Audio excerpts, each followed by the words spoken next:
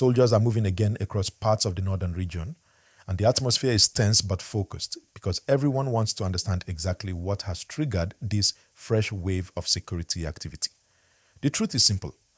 After a well-known bandit leader made a bold public declaration that caused worries in several communities, the military felt it was important to act fast.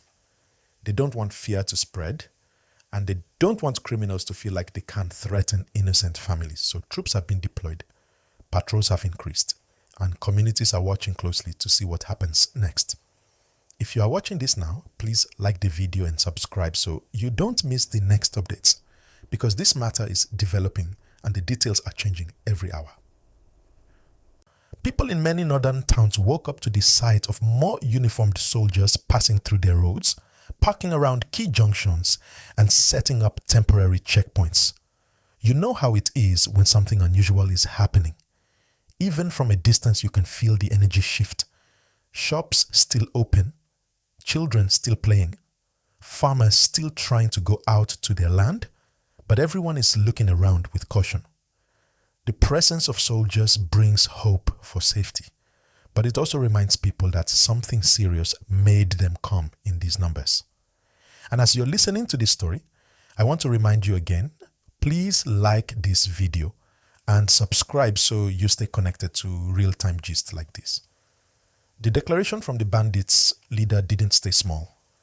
It spread across social platforms, through radio talk shows, and through conversations in markets. Even though many people have learned not to panic at every message they hear, this particular statement caught attention because it sounded bold, threatening, and full of confidence. And that confidence is exactly what the authorities don't want any criminal group to have. When a criminal feels too powerful, communities suffer, so the military is stepping forward to show strength, to show presence, and to remind everyone that the country will not bow to fear. Residents in different northern states have different reactions. Some people feel relieved because they believe the soldiers' presence means protection. Others worry because they don't want any clash to happen near their homes. Still, everyone agrees on one thing. Something needed to be done. There have been too many stories of kidnappings, road attacks, and villages living under tension.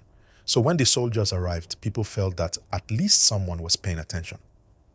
As you listen, I want to remind you again, please like this video and subscribe because your support helps us reach more people who need clear and calm information like this. Troops have been focusing on strategic locations like forest entry points, abandoned farmlands that are sometimes used as hideouts, and small villages that stand between two larger towns. This kind of operation is not just about showing presence, it is about preventing movement, cutting off escape routes, and making sure that anyone trying to cause harm finds it very difficult to move freely. It also helps build confidence in local communities because once people see that soldiers are staying around instead of passing by quickly, they start to feel like things are under control again.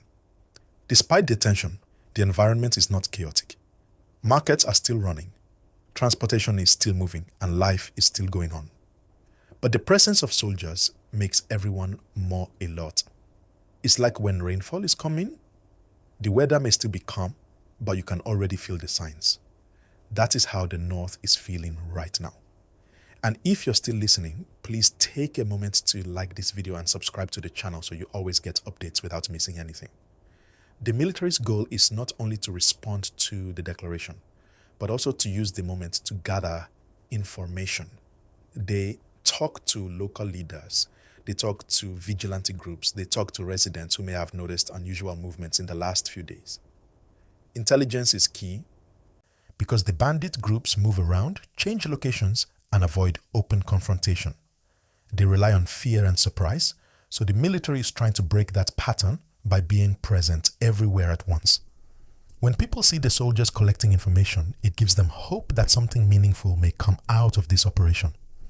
Farmers in rural areas are some of the most affected people, and whenever troops move in, they react quickly. Some farmers stay closer to home because they don't know how the situation will unfold. Others take advantage of the military presence to go to their farmlands, with more confidence because they feel safer. But in every village, the conversations are the same. What did the bandit leader say? Why did he say it? What will the soldiers do next? These are questions people ask while they continue with their day, trying to balance caution and normal life. Nighttime in these areas feels different too. The sound of military vehicles, the disciplined patrols, the flashlights scanning the road, and the soldiers positioned strategically around key areas create a sense of reassurance. But at the same time, nobody forgets why they are there. It is a strange mixture of safety and tension that makes everyone alert. And I want to remind you again, if you are watching this, please like this video and subscribe because your engagement helps this information reach more people.